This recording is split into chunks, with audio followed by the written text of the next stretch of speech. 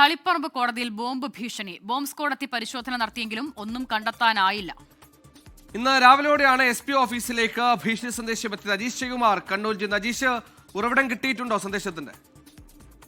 Police അന്വേഷിക്കുകയാണ് സുഹേൽ. ഇന്ന് രാവിലെ 11 ആണ് SP ഓഫീസിലേക്ക് ഇന്റർനെറ്റ് കോൾ വഴി ആ ബോംബ് ഭീഷണി സന്ദേശം ലഭിച്ചത്. തളിപ്പറമ്പ് കോടതിയിൽ ബോംബ് വച്ചിട്ടുണ്ട് എന്നായിരുന്നു ഈ സന്ദേശം. അഡീഷണൽ ജില്ലാ സെഷൻസ് കോടതിയും മജിസ്ട്രേറ്റ് കോടതി ഉൾപ്പെടെ ഉള്ള കോടതി സംശയമാണിത്. ഇതിന്റെ കോമ്പൗണ്ടിനകത്താണ് ഇത്രയും കോടതികളുള്ളത്.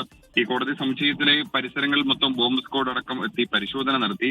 എന്നാൽ പരിശോധനയിൽ ഒന്നും തന്നെ കണ്ടെത്താനായില്ല. ഇന്ന് CPM പ്രവർത്തകനായ CV ധനരാജ് വധക്കേസിന്റെ വിചാരണ അഡീഷണൽ ജില്ലാ സെഷൻസ് കോടതിയിൽ നടക്കുന്നുണ്ടായിരുന്നു. ഇതിനിടയിലാണ് ഇങ്ങനെ ഒരു സന്ദേശം വന്നത്. 1 മണിക്കൂറോളം കോടതി നടപടികളും തടസ്സപ്പെട്ടു. എന്തായാലും പോലീസ് ഈ ഫോൺ വന്ന ഉറവിടത്തിനായി അന്വേഷണം നടത്തുകയാണ്.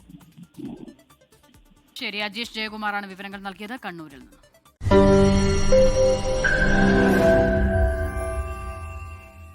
ലോകത്തെവിടെയായാലും ഏത് സമയത്തും 24 വാർത്തകളും ഓഗ്മെന്റഡ് റിയാലിറ്റി പാക്കേജുകളും എക്സ്പ്ലെയിനറുകളും വിശദമായി കാണാൻ ഞങ്ങളുടെ YouTube ചാനൽ നിങ്ങൾക്ക് സബ്സ്ക്രൈബ് ചെയ്യാം.